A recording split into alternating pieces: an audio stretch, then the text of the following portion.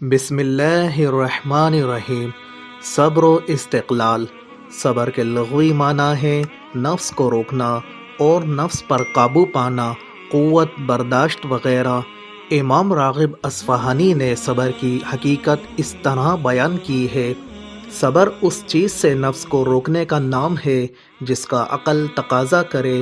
استقلال کے معنی ہے بڑی سے بڑی مصیبت کو کمتر اور معمولی سمجھنا، ثابت قدم رہنا اور مصائب کا عزم و ہمت اور جواں مردی سے مقابلہ کرنا۔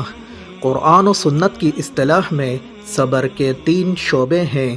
نمبر 1، اپنے نفس کو حرام اور ناجائز چیزوں سے روکنا۔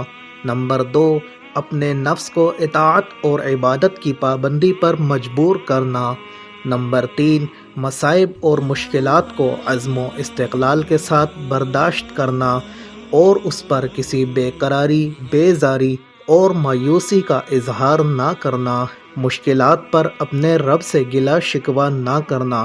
عام طور پر صبر سے یہ تیسری قسم ہی مراد لی جاتی ہے، لیکن قرآن و حدیث کی اصطلاح میں صابرین وہ لوگ ہیں جن میں صبر کی یہ تمام اقسام پائی جاتی ہیں۔ قرآن مجید میں صبر کا ذکر متعدد مقامات پر آیا ہے۔ ارشاد باری تعالی ہے: ان اللہ مع الصابرین، یقیناً اللہ تعالیٰ صبر کرنے والوں کے ساتھ ہے۔ اور ارشاد ہوتا ہے: اور جو مصیبت آپ کو پیش آئے اس پر صبر کرو، یہ بڑے عزم اور حوصلے کی بات ہے۔ ایک اور جگہ ارشاد ہوتا ہے: اور اے رسول صبر کیجئے جس طرح اولو العزم رسولوں نے صبر کیا۔ ارشاد ہوتا ہے: صبر کرنے والوں کو بے حساب اجر دیا جائے گا۔ ایک اور جگہ ارشاد ہوتا ہے: اے ایمان والوں، خود بھی صبر کرو اور دوسروں کو بھی صبر کی تلقین کرو۔ ارشاد ہوا: اور صبر اور نماز کے ذریعے مدد حاصل کرو۔ صبر کا مفہوم یہ ہے کہ انسان ہر حال میں اپنے نفس کو قابو میں رکھے، نفس کے تقاضوں اور خواہشات کو شریعت کی لگام ڈال رکھے، کامیابی و کامرانی، فرحت و مسرت اور راحت و سکون کے لمحات میں بے قابو ہو کر شریعت کی حدود سے تجاوز نہ کرے، اور مصائب و مشکلات میں کسی قسم کے اضطراب، بیزاری، بے قراری اور اللہ کی رحمت سے نا امیدی کا اظہار نہ کرے۔ اللہ تعالیٰ نے اپنے بندوں سے اس کیفیت کو بیان کرتے ہوئے فرمایا: اے ہمارے رب، ہم پر صبر و استقلال کا فیضان فرما اور ہمیں ثابت قدمی عطا فرما اور کافروں کے خلاف ہماری مدد فرما۔ اس آیت میں یہ تعلیم دینا مقصود ہے کہ مومن کے لیے مصائب و مشکلات دراصل اس کی قوت ایمانی کا امتحان ہے، اور اس امتحان میں انسان محض اللہ کی توفیق سے ہی کامیاب ہو سکتا ہے۔ چنانچہ اللہ تعالیٰ کا ارشاد ہے: کیا لوگوں نے یہ سمجھ رکھا ہے کہ انہیں محض ایمان لانے پر چھوڑ دیا جائے گا اور وہ آزمائے نہیں جائیں گے؟ ایمان کی قدر و قیمت ان لوگوں سے پوچھئے جنہیں دولت ایمان کو بچانے کے لیے اپنا سب کچھ لٹانا پڑا، آگ اور خون کے دریا کو عبور کرنا پڑا اور ابتلا و آزمائش کی بھٹی سے گزرنا پڑا، تب کہیں جا کر وہ اپنے رب کے حضور سرخرو ہوئے۔ ارشاد باری تعالیٰ ہے: کیا انسان نے یہ سمجھ رکھا ہے کہ اسے بے مقصد چھوڑ دیا جائے گا؟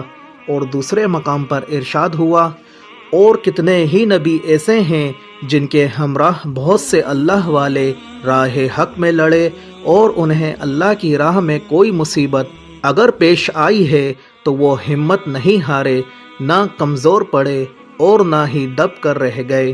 حضرت خباب بن ارت کو تپتے ہوئے انگاروں پر چت لٹا دیا گیا اور دشمن ان کی چھاتی پر سوار ہو گئے۔ حضرت بلال کو گلے میں رسی باندھ کے نوکیلے سنگریزوں اور سنگلاخ زمین پر گھسیٹا گیا۔ حضرت ابو سلمہ سے ان کی بیوی اور بچے چھین لیے گئے۔ حضرت ام سلمہ کو بچے اور شوہر سے جدا کر دیا گیا۔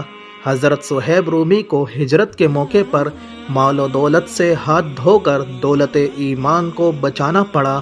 حضرت خبیب کو صرف ایمان لانے کے جرم میں سولی پر لٹکا دیا گیا، اور آپ خوشی خوشی دوگانا شکرانہ ادا کر کے موت کی آنکھوں میں آنکھیں ڈال کر سوئے مقتل روانہ ہوئے۔ خود سرور عالم صلی اللہ علیہ وسلم نے کوہ استقامت بن کر باطلوں کے تمام طوفانوں کا رخ موڑ دیا، ورنہ ظلم و ستم کا وہ کون سا حربہ ہے جو آپ پر آزمایا نہ گیا ہو۔